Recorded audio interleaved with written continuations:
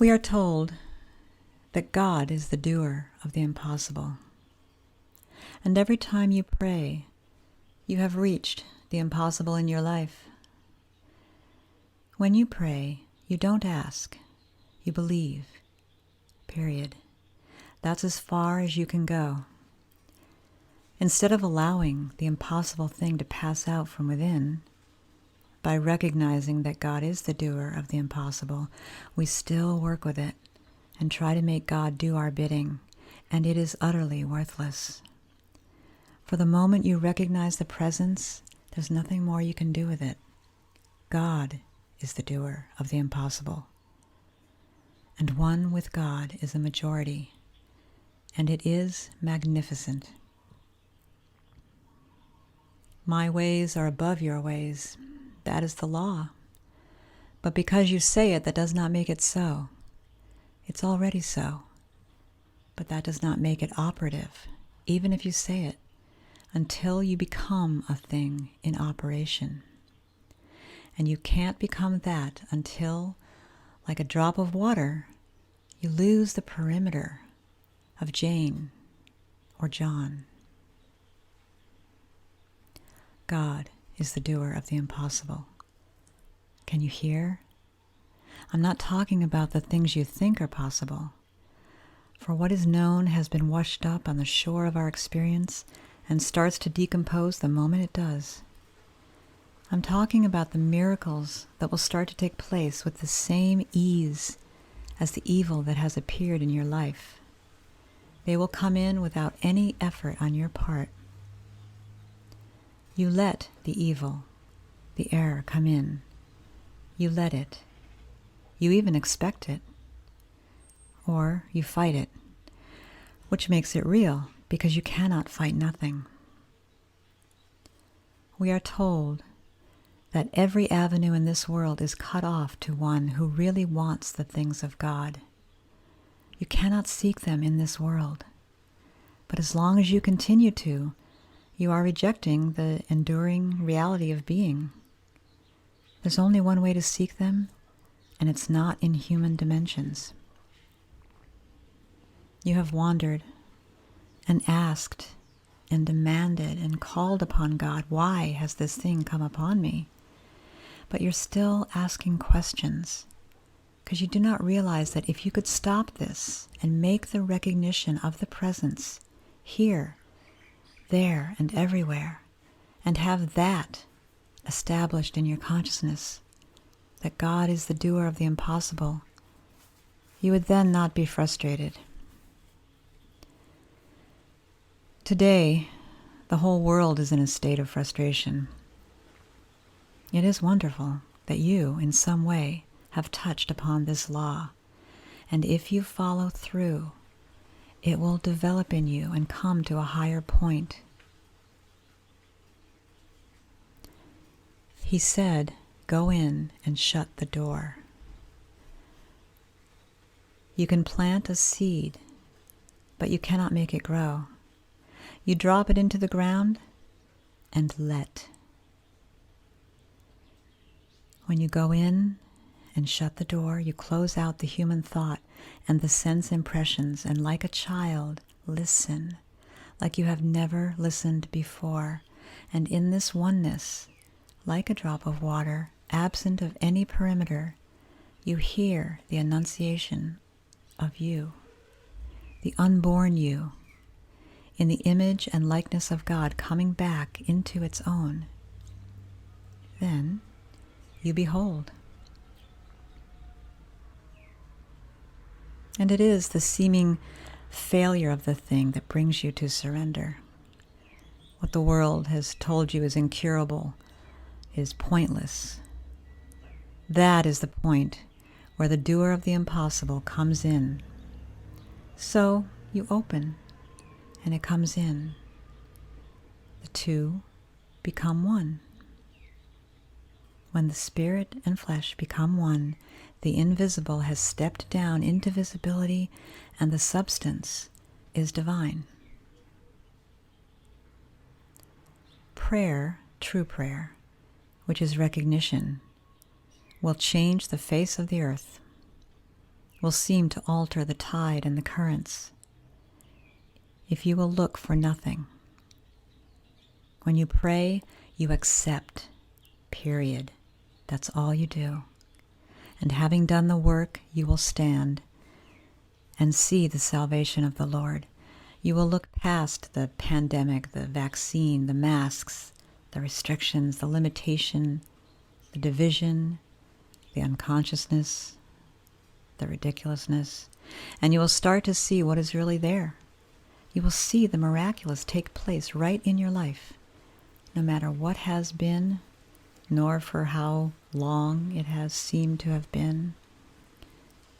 But not if you look for signs, for that is the admittance that perfection is not really there. It doesn't even have to come from invisibility and go into visibility, for that would require time. It is already here, visible and tangible, underneath the cloak of our forgetfulness. Anything else is a lie. Before you ask, I will answer, because that is what makes you ask. It is sitting there, awaiting your recognition. We are beginning to see the incredible nature of this law, this revelation that we are given from on high. No matter how long we've been at this, no matter what we have realized, studied, or not, the moment we recognize the presence, the manifestation occurs, but we dare not linger in that manifestation, nor try to reason it out, account for it in any way. For the moment it comes in, it is already on its way out. We dare not focus on the visible. The contact with this universal power causes you to see that which is. In your hypnotism, you have thought that you could create and co-create and help God. But finally, you discover that you are here for the purpose of showing forth that which already is.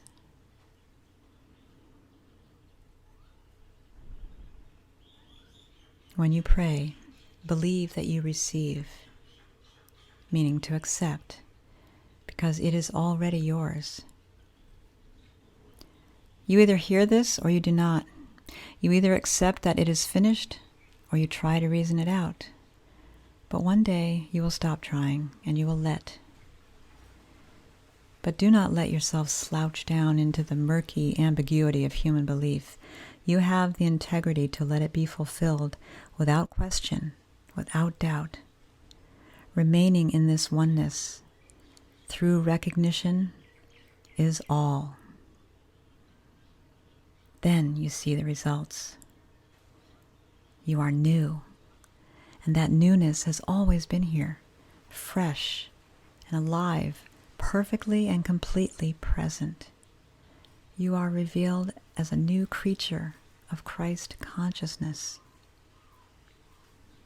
Yes, God is the doer of the impossible, and you are blending as a drop of water in the ocean to be one, to be the majority. Can you hear? Can you hear? Are you listening? When you actually hear the law, it goes into action.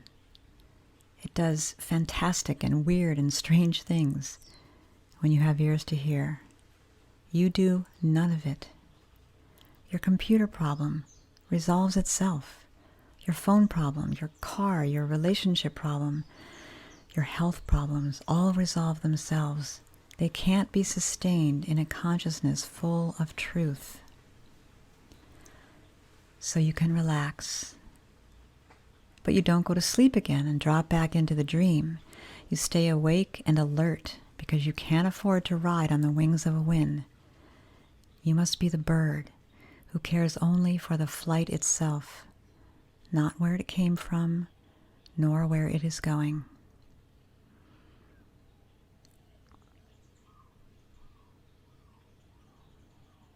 The truth is given to the child in consciousness, who can accept without equivocation and without trying to make things happen.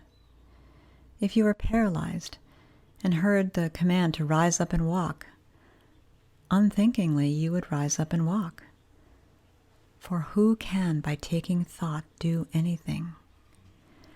Reason and logic cannot accomplish anything ultimately but failure.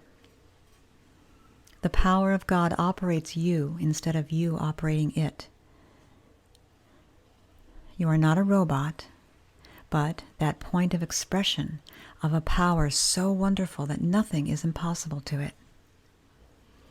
But you must go in and shut the door and relax to a point of letting go of all concepts. Desire isn't a bad thing. It's our interpretation of it that gets in the way of having what we want. There's a force moving through you. This is not symbolism, it is literal.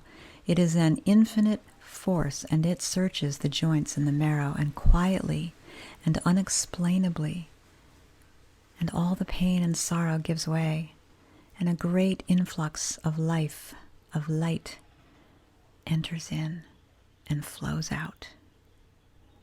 For this, right here, right now, as you listen to my voice, is life eternal. It is light, and if you cannot hear this invitation, you will try to turn the stones into bread. You will not let.